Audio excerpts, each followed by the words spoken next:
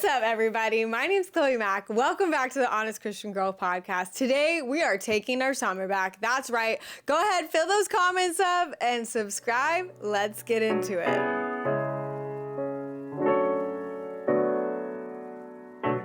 Why does summer, something that you and I might be dreaming about all year long, it finally comes, but by the end of it, sometimes we feel anxious, depressed, totally lost, regretful even? Well, research shows that if you have an abundance of free time, it actually can increase anxiety and depression. To be exact, 5 hours or more of free time a day can do this to you. Yes, you might be having light bulbs go off right now looking back throughout your summers, those summers where you didn't have much to do, increase your anxiety and depression.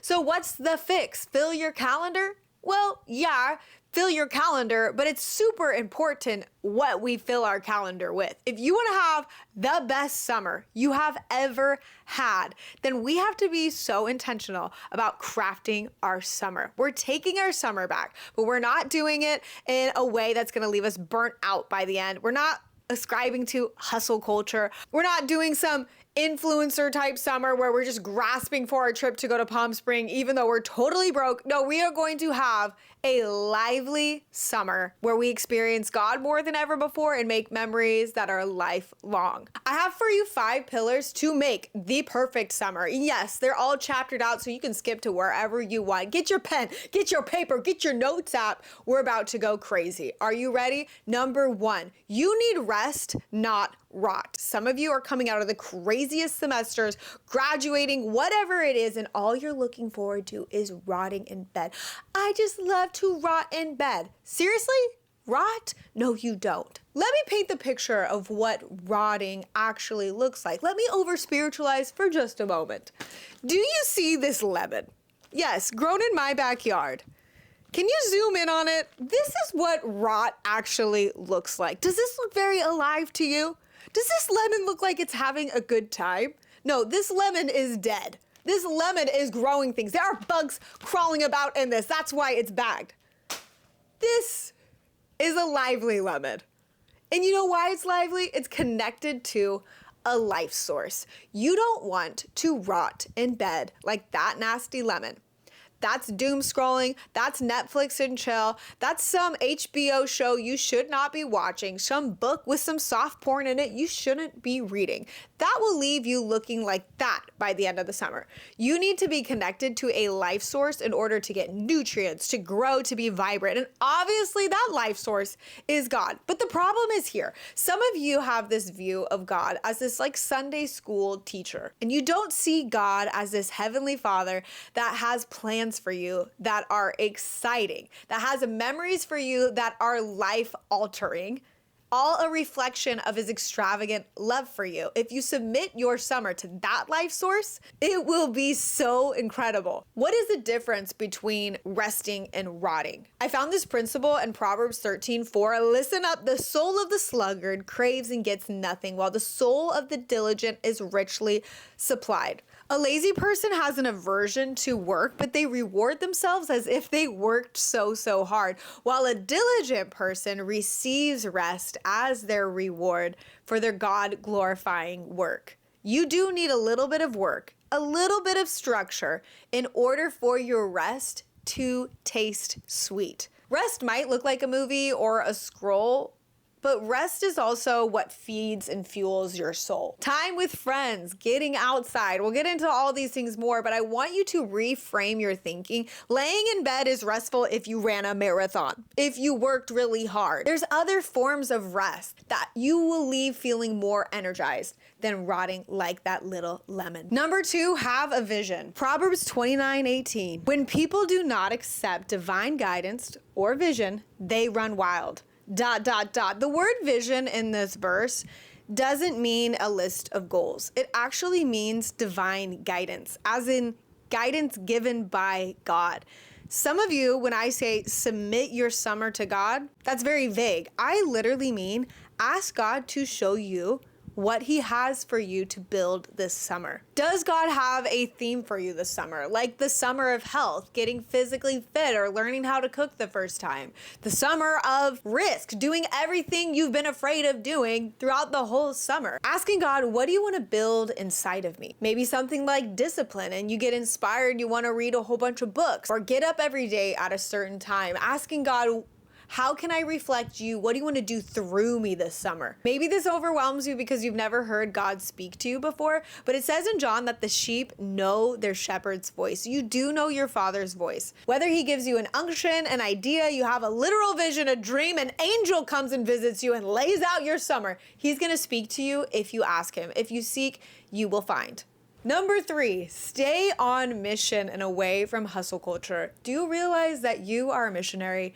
Everywhere you go, you are sent by God for a purpose. In your workplace, yes, you're getting a paycheck, but you're doing a lot more than that. You're impacting the people around you. If you go into your work, whatever it may be, with a mission from God, it will be so much more fulfilling than making sandwiches at Subway. You're changing lives, and nothing feels more fulfilling than somebody looking you in the face and going, you have changed my life. The love that I feel from you, something is different. I feel different. It feels incredible. I also want to say, I know that we are all in different socio-economical places, but maybe God has an actual mission for you outside of your city this summer that would bring you so much life.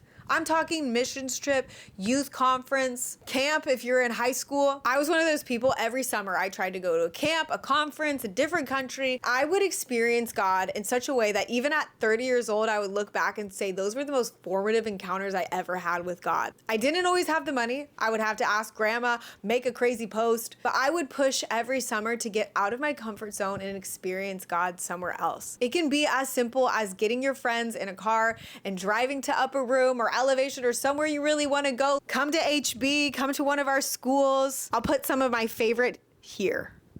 Number 4, don't do summer alone. I was one of those people on the last day of school, I'd say bye to everybody and I wouldn't see any of them till the first day of school the next year. In the summers, I'd hang out with my siblings or whoever was easier initiating with me, but it would leave me lonely and isolated. And if you know, isolation is a breeding ground for the enemy, man. Here's the truth, 61% of your generation is very lonely. I would dare to say maybe that 61% is sitting this summer waiting for someone to text them to go do something. You have to be the initiator if you want a great summer. It's about taking responsibility for your own experience, and that includes getting your gang. I'm talking pen, paper. Write down 5 people that you want to roll with this summer. 5 people that are in your crew that you might not even know that well, but you're like, those are people that I could see me running with. Those are people I want to be like. Because you know this, your friends can make or break you spiritually. You hang out with the wrong crowd, you start being somebody you're not, you start doing things you regret. That will ruin your summer and tank you. Number 5, last but not least, know your enemies. You know there are traps every summer you fall into that make things so stressful. I'm gonna list some of them and we are going to avoid them. You don't miss your ex, you are just bored. This might be your summer of love, but not with your ex, okay? Do not send the text. Delete their number. You are moving forward. You are not parenting your parents this summer. Summer for some people is full of dread because you are going to be home a lot, and that means being around dysfunction all day long. And if that is you, first of all, I'm so sorry that this is your experience and God is not done with your story yet. It can be easy when you are the only believer in your family or the only on fire one to take on the responsibility of reforming your whole family, and you put it on your own strength and you try really hard and it's an emotional roller coaster up and down. You're your parents' therapist. Listen, it's not meant to be that way. God is fighting your battles for you. It's all about listening and obeying, having healthy boundaries. The best way for you to live in your dysfunctional home, this family, is by having a plan. Who goes into an actual war without a plan? That would be crazy. Bombs going off and you have no idea where you're running or what you're doing? Make a plan of how you want to be intentional with your family members. What memories you want to make with your siblings, what you want to do with each of your parents, and then don't do beyond that. Don't feel overly obligated to fix everybody this summer. You need to run. You need to grow in God. You need to make memories that will last a lifetime. Last trap is FOMO and comparison. If you are scrolling on Instagram and getting frustrated why you're not on a cool vacation or why you didn't get invited to something, it's such a waste of your time. I'm wrapping short and sweet here. Don't waste your summer. Be intentional. Submit it to God so you can look like this beautiful little lemon. How cringy was this? I don't know. Something about it brought me life. Anyways, I'll see you all soon. Like and subscribe. Check out the Honest Christian Girl Club.